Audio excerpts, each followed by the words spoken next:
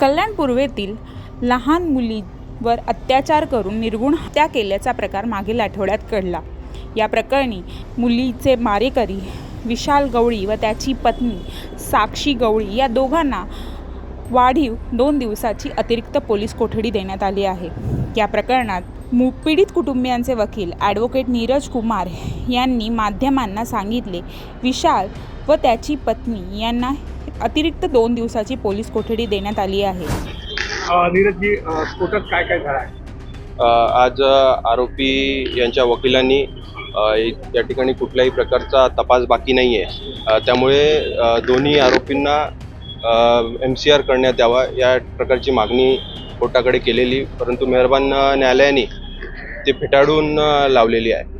त्याचबरोबर आरोपीचे जे वकील होते त्यांनी बदलापूर प्रकरणासारखा या आरोपीचा देखील एन्काउंटर करण्याची भीती दर्शवली। त्याच पद्धतीने त्यांनी कोर्टाला ॲप्लिकेशनसुद्धा दिलेला, परंतु त्यांचं असं म्हणणं होतं की ज्या पद्धतीने बदलापूरच्या आरोपीची एन्काउंटर करण्यात आली त्याच पद्धतीने या विशाल गवळी आणि त्याची पत्नी साक्षी गवळी यांचाही एन्काउंटर करण्यात येईल, म्हणून त्यांच्या नातेवाईकांना त्यांच्या संपर्कात राहू द्या। परंतु आमची त्या ठिकाणी न्यायालयासमोर मागणी अशी होती की मेहरबान कोर्टाने याच्यावरती नकार द्यावा, याला रिजेक्ट करावा, कारण की त्या पद्धतीचा कायद्यामध्ये कुठलाही प्रोव्हिजन नाही आहे। विशाल गवळीच्या वकिलांनी न्यायालयासमोर विशालसह पत्नीची कोणतीही चौकशी शिल्लक नाही, त्यांना न्यायालयीन कोठडी सुनावण्यात यावी, तसेच बदलापूर अत्याचार प्रकरणासारखे याही प्रकरणात विशालसह त्याच्या पत्नीचा पोलीस चकमकीत मृत्यू होण्याची भीती असल्याने विशालच्या नातेवाईकांना त्यांच्या संपर्कात ठेवण्याची मागणी करण्यात आली। ॲडव्होकेट नीरज कुमार यांनी हरकत घेतली असून न्यायालयाने देखील त्यांची ही मागणी अमान्य केली आहे।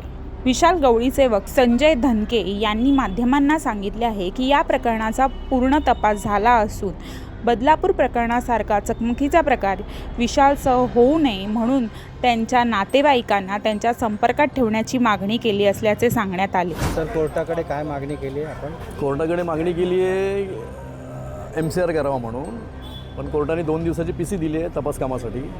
तपास काम अजून पूर्ण व्हायचं आहे असं पोलिसांचं म्हणणं आहे। त्यांनी जे सिम कार्ड आणि मोबाईल वापरला होता तो मोबाईल त्यांनी कचऱ्याच्या घाटामध्ये टाकला आहे आणि दुसरी बॅग जी बॉडी त्यांनी ठेवली होती ती बॅग त्यांनी खाडीमध्ये टाकली। तर ह्या दोन वस्तू जप्त करायच्या त्यासाठी पोलिसांनी PC मागितली होती। कोर्टाने 2 दिवसाची PC दिली आहे 4 तारखेपर्यंत। ही पहिल्या आरोपीची सेकंड PC आहे। तपास तर ऑलमोस्ट पूर्ण झालेलाच आहे। जीन्स पॅन्ट त्या मुलीची मैताची तपास कामात पूर्ण जप्त केली आहे। आरोपीकडनं त्याची चप्पल जप्त केली आहे। घटनास्थळावरचा पंचनामा झाला आहे।